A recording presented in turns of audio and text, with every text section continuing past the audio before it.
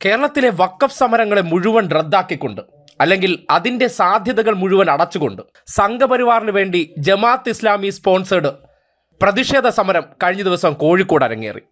ആ സമരവുമായി ബന്ധപ്പെട്ട് ഈ നാട്ടിൽ ഉയർന്നു വന്ന വഖഫ് ബില്ലിനെതിരായ ശക്തമായിട്ടുള്ള പ്രതിഷേധം, ആ പ്രതിഷേധത്തിൻ്റെ സാധ്യതകളെയെല്ലാം ഒറ്റ സമരം കൊണ്ട് ജമാഅത്ത് ഇസ്ലാമി അടച്ചു കളഞ്ഞു. മുസ്ലിം ബ്രദർഹുഡ് നേതാക്കന്മാരുടെ ചിത്രം ഉയർത്തിക്കൊണ്ട്, അതായത് മുസ്ലിം രാജ്യങ്ങളിൽ തന്നെ നിരോധിതമായിട്ടുള്ള സംഘടനയുടെ നേതാക്കന്മാരുടെ ചിത്രങ്ങൾ ഉയർത്തിക്കൊണ്ട് സംഘപരിവാറിന് വീണ്ടും മുസ്ലിം മതവിഭാഗത്തെ കടന്നാക്രമിക്കാനുള്ള അവസരം ഇട്ടുകൊടുത്തുകൊണ്ട് ഈ നാട്ടിൽ നടക്കുന്ന വഖഫ് സമരങ്ങളെ മുഴുവൻ ഇല്ലാതാക്കുന്ന സാഹചര്യം ജമാഅത്ത് ഇസ്ലാമിയുടെ നേതൃത്വത്തിലുണ്ടായി.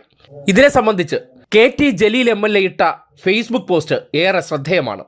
ഇടതുപക്ഷത്തിന്റെ ഭാഗത്ത് നിന്ന് പ്രവർത്തിക്കുമ്പോൾ ഒരു വ്യക്തിക്ക് മതേതരത്വത്തെക്കുറിച്ചും ഒപ്പം സ്വന്തം സമുദായം നേരിടുന്ന ആക്രമണത്തെക്കുറിച്ചൊക്കെ കൃത്യമായിട്ടുള്ള ധാരണയും കാഴ്ചപ്പാടും വരികയും അതിന് എതിരായിട്ടുള്ളതിനെ തുറന്ന് വിമർശിക്കാൻ ധൈര്യമുണ്ടാകുന്നത് എങ്ങനെയെന്ന് ആ ഫേസ്ബുക്ക് പോസ്റ്റ് തെളിയിക്കുന്നുണ്ട്.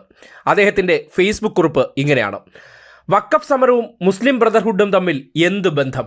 ജമാഅത്ത് ഇസ്ലാമിയുടെ യുവജന വിഭാഗമായ സോളിഡാരിറ്റിയും വിദ്യാർത്ഥി സംഘടനയായ SIOയും വഖഫ് ബില്ലുമായി ബന്ധപ്പെട്ട് നടത്തിയ കരിപ്പൂർ എയർപോർട്ട് മാർച്ച് വലിയൊരു വിവാദത്തിനാണ് തിരികൊളുത്തിയിരിക്കുന്നത്.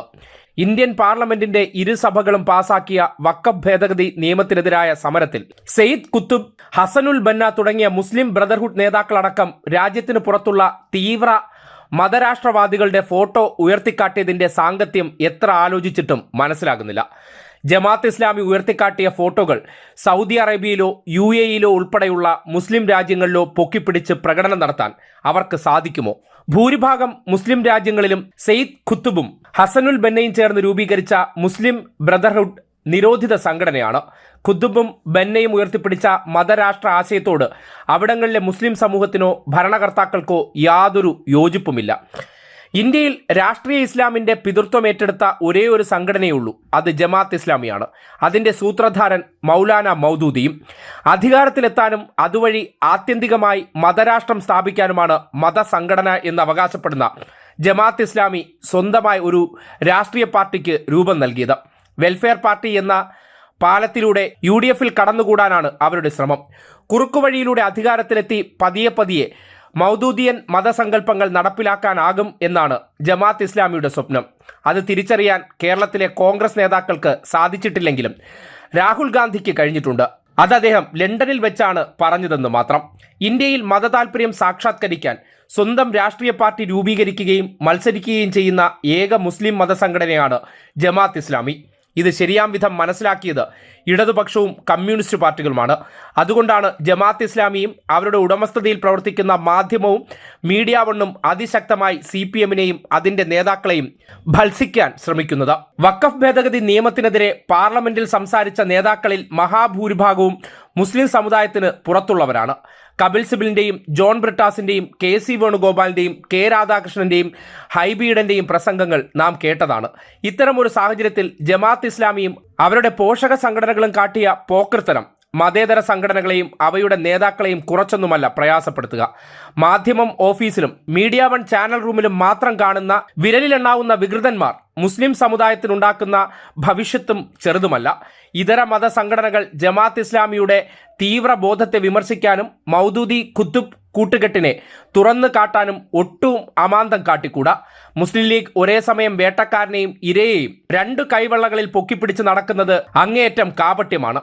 പ്രവാചകൻ പരിചയപ്പെടുത്താത്ത അതിതീവ്ര വിശ്വാസത്തെ ജനമനസ്സുകളിൽ കുത്തിവെക്കാൻ ജമാഅത്ത് ഇസ്ലാമി അനുവദിച്ചാൽ അതിന്റെ പ്രത്യാഘാതം വളരെ വലുതാകും. മുസ്ലിം ബ്രദർഹുഡുമായുള്ള ബന്ധം ആരോപിച്ച് ഇന്ത്യയിൽ നടക്കാൻ പോകുന്ന എല്ലാ വഖഫ് വിരുദ്ധ സമരങ്ങളെയും അടിച്ചൊതുക്കാൻ അമിത്ഷായ്ക്ക് കൊടുത്ത വടിയാണ് സോളിഡാരിറ്റിയുടെ കരിപ്പൂർ എയർപോർട്ട് മാർച്ചെന്ന് പറയാതിരിക്കാൻ നിവർത്തിയില്ല.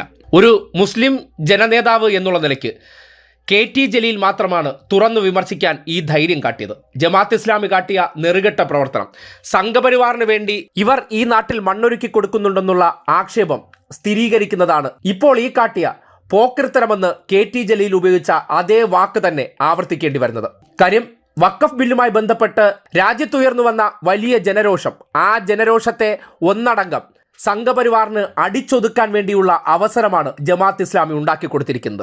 അവർ ഈ നാട്ടിൽ, പ്രത്യേകിച്ച് കേരളത്തിൽ സമാധാന അന്തരീക്ഷം നിലനിൽക്കുന്നിടത്തേക്ക് വിഷം ചീറ്റിക്കൊണ്ട് ഈ നാട്ടിലെ മുസ്ലിങ്ങളെപ്പോലും അപരവൽക്കരിക്കാൻ വേണ്ടി സംഘപരിവാറിന് അവസരമുണ്ടാക്കി കൊടുക്കുന്ന അവസ്ഥയിലേക്കാണ് കാര്യങ്ങൾ എത്തിച്ചിരിക്കുന്നത്. ഈ ദൃശ്യങ്ങൾ പുറത്തു പോകുമ്പോൾ മുസ്ലിം എന്ന വാക്ക് മാത്രമേ ഉപയോഗിക്കുകയുള്ളൂ. അവിടെ ഒരിക്കലും ജമാഅത്ത് ഇസ്ലാമി എന്ന വാക്ക് ഉയർത്തിക്കാട്ടപ്പെടില്ല. ഇതിലൂടെ വേട്ടയാടപ്പെടാൻ പോകുന്നത് നിരപരാധികളായിട്ടുള്ള സാധാരണക്കാരായിട്ടുള്ള നിരവധി മനുഷ്യരെയാണ്. ഒരു മതത്തിൽ പിറന്നുപോയി എന്ന ഒറ്റ കാരണത്താൽ അത് ആഗ്രഹിക്കുന്നവരാണ് ജമാഅത്ത് ഇസ്ലാമി എന്ന് അവർ ചെയ്ത പ്രവർത്തനത്തിലൂടെ തെളിയിക്കപ്പെടുകയാണ്. സംഘപരിവാർ എവിടെയൊക്കെ പ്രതിസന്ധിയിലാകുന്നോ അവരെ കരകയറ്റാൻ ജമാഅത്ത് ഇസ്ലാമി ഉണ്ടാകുമെന്ന് വീണ്ടും തെളിയിച്ചിരിക്കുകയാണ്. നേരത്തെ ഡൽഹിയിൽ സംഘപരിവാർ നേതാക്കന്മാരുമായി വെൽഫെയർ പാർട്ടി നേതാക്കന്മാർ കൂടിക്കാഴ്ച നടത്തിയത് എന്തിനാണ് എന്നുള്ളതിൻ്റെ ഉത്തരം കൂടിയായി മാറുകയാണ്. എവിടെയൊക്കെ ഞങ്ങൾ മുസ്ലിം സമുദായത്തെ ആക്രമിക്കാൻ വേണ്ടി എടുക്കുന്ന തീരുമാനങ്ങൾ പ്രതിസന്ധി സൃഷ്ടിക്കുന്നോ അവിടെ നിങ്ങൾക്ക് സഹായമായി ഞങ്ങൾ എത്തുമെന്നുള്ള ഉറപ്പ് ആ കൂടിക്കാഴ്ചയിൽ ഉണ്ടായി എന്ന് വേണം ഇപ്പോഴത്തെ ഈ തോന്നിവാസം കാട്ടിയതിലൂടെ അനുമാനിക്കാൻ. അത് KT ജലീലിൻ്റെ വാക്കുകളിൽ കൃത്യമായി നിഴലിച്ചിട്ടുമുണ്ട്.